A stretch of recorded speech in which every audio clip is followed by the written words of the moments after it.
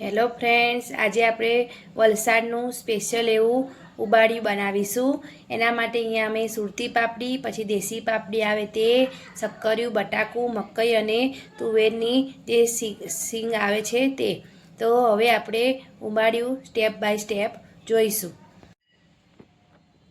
તો હવે આપણે ઉબાડ્યા માટેની સામગ્રી એકવાર જોઈ લઈશું. તો એના માટે આપણે સૌપ્રથમ એક વાસણમાં 250 ગ્રામ જેટલા બટેકા, 250 ગ્રામ જેવી શક્કરિયા, 250 ગ્રામ જેટલી મકઈ, 250 ગ્રામ જેટલી સુરતી પાપડી અને 250 ગ્રામ જેટલી આપણે દેશી પાપડી એડ કરીશું. હવે આપણે ઉબાડિયાનું બધું શાક લઈ લીધું છે. હવે ઉબાડિયા માટેની એક સ્પેશિયલ ચટણી આવે છે તે આપણે રેડી કરીશું. પછી આપણે આગળની રેસીપી સ્ટેપ બાય સ્ટેપ જોઈશું.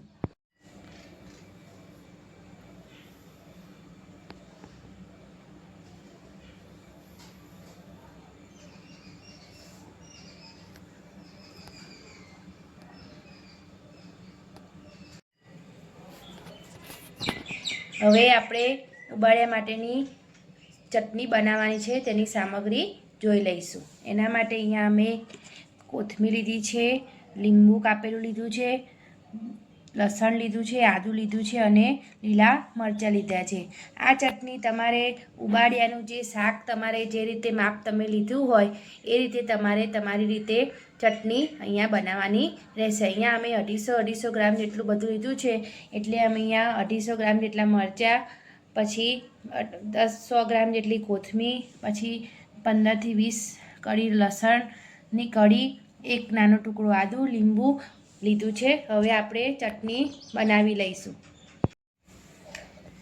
પછી આપણે મિક્સર જારમાં કોથમીર, મરચાં, લસણ, આદું અને એમાં મીઠું અને લીંબુ નાખીને હવે આપણે આ ઉંબાડિયા માટેની ચટણીને મિક્સર જારમાં પીસી લઈશું. તમારે મિક્સર ના હોય તો તમે વાટીને પણ આ ચટણી બનાવી શકો છો. તો હવે આપણે મિક્સર જારમાં આ ચટણી બનાવી લઈશું. તો આપણી ચટણી રેડી થઈ ગઈ છે ઉંબાડિયા માટેની.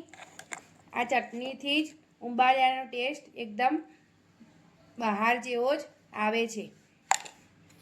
તો હવે આપણે હવે ઉંબાડિયાની પ્રોસેસ આગળ આપણે જોઈશું. ઉંબાડિયા માટેના જે શક્કરિયા હોય એને આ રીતે કટ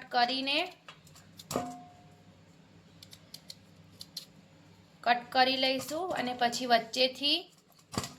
વચ્ચેથી આ રીતે આપણે કટ કરીને એની અંદર આપણે ચટણીને ભરીશું.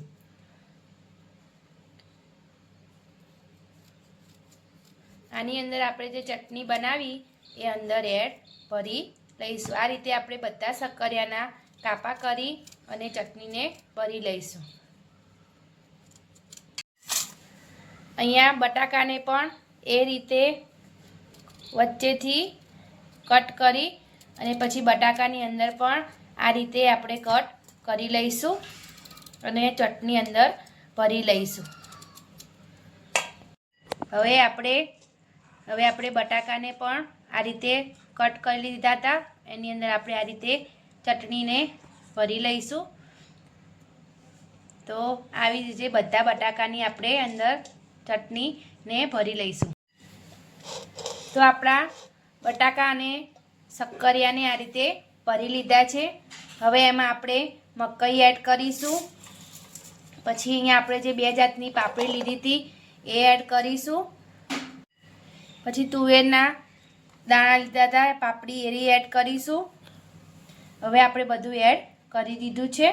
હવે એના ઉપર આપણે થોડી હળદર, થોડી મીઠું અને થોડો અજમો અને તેલ નાખીને એને બધું આપણે રગદોળીશું. હવે આપણે સ્ટેપ બાય સ્ટેપ જોઈશું. તો અહીંયા સ્વાદ અનુસાર મીઠું એડ કરીશું. પછી અહીંયા પિંચ ઓફ જેટલી હળદર એડ કરીશું. પછી થોડો અજમો એડ કરીશું. પછી અંદર થોડું તેલ એડ કરીશું. અને થોડી ચટણી એડ કરીશું. હવે બધું હલાવીને મિક્સ કરી લઈશું. તો આપણે ઉબાળ્યાને આ રીતે બે હાથની મદદથી બધી ચટણી ને બધું મિક્સ થઈ જાય, એક રસ થાય એ રીતે આ રીતે મિલાવી લેવાનું છે. પછી આને આપણે માટલામાં ભરવાનું છે.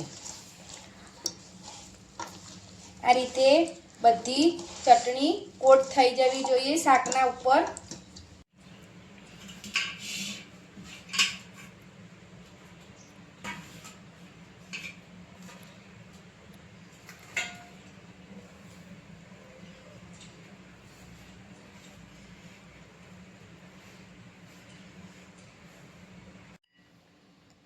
હવે આપણે ઉબાળ્યાને આ રીતે એક માટલું લેવાનું, એની અંદર આપણે કોબીજના પત્તા અહીંયા અમે લીધા છે.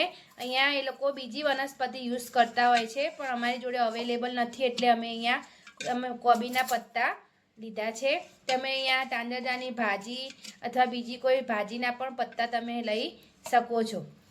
આ રીતે માટલાની અંદર કોબીના પત્તા સૌપ્રથમ ગોઠવી દેવાના છે. પછી હવે આપણે ઉંબાળિયાને માટલીની અંદર એડ કરી દઈશું.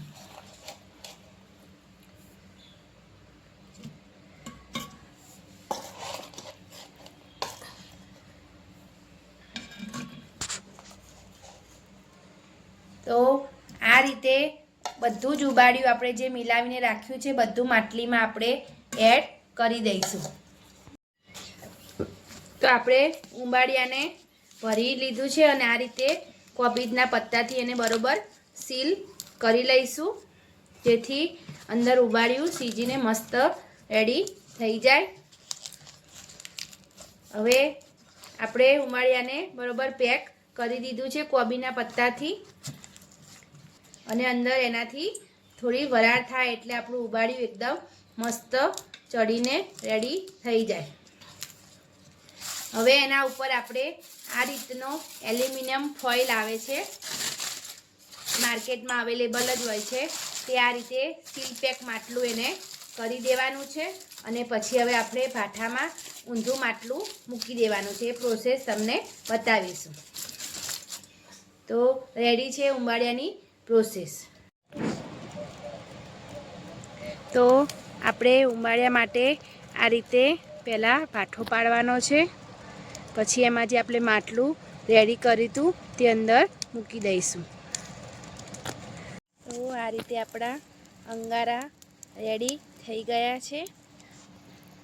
તો આ રીતે આપણે છાણું આવે છે અને આ રીતે સળગાવી અંદર ભાઠો પાડી હવે આપણે જે માટલું રેડી કર્યું હતું એ હવે આપણે લઈશું. આ રીતે મૂકી દેવાનું છે અને હવે છાણાની આ રીતે તાપથી એને 1.5 કલાક 2 કલાક જેટલું અંદર ચડવા દેવાનું છે, એટલે બફાઈને મસ્ત આપણું ઉંબાળિયું રેડી થશે. આ રીતે પ્રોસેસ કરવાની છે. તમારે આ રીતે પ્રોસેસ ના કરવી હોય તો તમે ગેસ ઉપર પણ કરી શકો છો.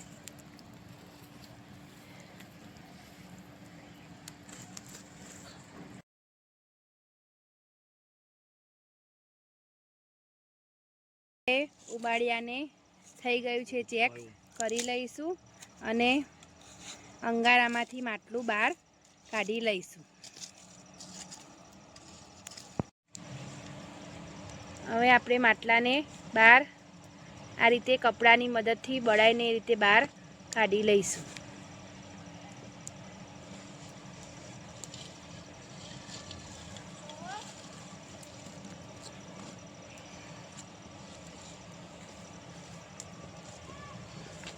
તો આપણે આ રીતે બહાર કાઢી લીધું છે માટલાને. પછી થોડું હવે ઠંડુ થાય એટલે આપણે ચેક કરી લઈશું.